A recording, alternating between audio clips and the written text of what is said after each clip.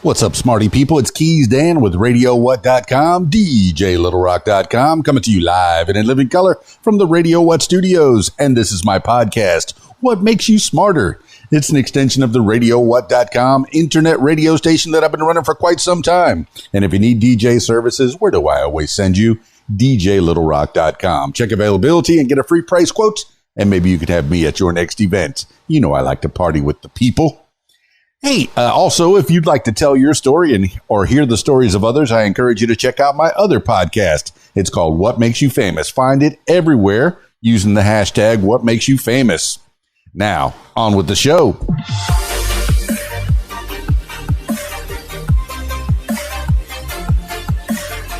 Today on the program, interesting facts. Yes, 4th of July, interesting facts.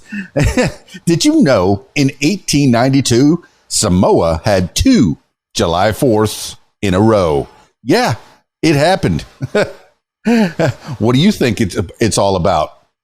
You're right. It's the International Dateline. Established in 1884, it lies smack dab in the middle of the Pacific Ocean, far removed from the coast of any major continent. That's a convenient location for the marker officially designated where today ends and tomorrow begins. But even though that date line might look like it's in the middle of nowhere, its imaginary boundary has caused a few temporal oddities over the years. Take, for example, Samoa in 1892. In a move to strengthen ties to the U.S., the island nation decided to move to the eastern side of the line, essentially moving back in time. Countries bisected by the date line can choose which side to be on. Because this change was officially implemented on July 4th, the Pacific archipelago then experienced the same day twice. But that wasn't the end of Samoa's journey. Fast forward to 2011, and Samoa decided to strengthen its ties with its other, now more important trading partners, Australia and New Zealand, by moving back to the western side of the date line. This means Samoa never experienced December 30th, 2011. When the clock struck midnight on December 29th, Samoan calendars flipped over to December 31st. Today, Samoa is still on the western side of the international date line. But when its very close neighbor, American Samoa, a U.S. territory only about 135 miles away, was asked to join them, they declined and stuck with the U.S. on the eastern side. That makes American Samoa the very last inhabited place in the U.S. to enter a new year. Here's some more little interesting tidbits of information. The year Western Samoa changed its name to simply Samoa, also on July 4th, 1997. Population of Samoa as of 2022, 95.6 of them are ethnically Samoan, 222,382. Percentage of land birds in Samoa that are endemic to the nation, 84.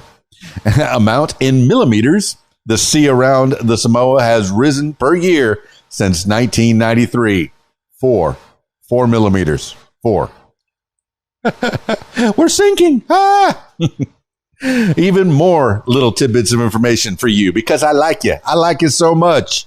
In traditional Samoan culture, there are 4 genders.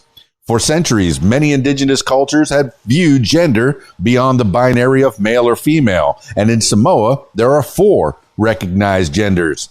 That includes the typical male and female roles, but also in 2 other genders named Fa'afine and Fa'apama. I know, I totally ruined that. Totally wrecked those pronunciations. The former translates to in the manner of a woman, and the latter translates to in the matter of a man. Fa'afine and Fa'afama fulfill important roles in Samoan culture by educating their fellow Samoans about sex, otherwise taboo for men and women to discuss directly, taking care of the elderly, and performing rituals such as the dance of the tapu. Today, organizations like the Samoa Fa'afine Association continue to advocate for equal rights throughout the archipelago. How about that? So Samoa had 2 4th of Julys. How you celebrating? Hope you're having a good day. Enjoy yourself. This has been What Makes You Smarter.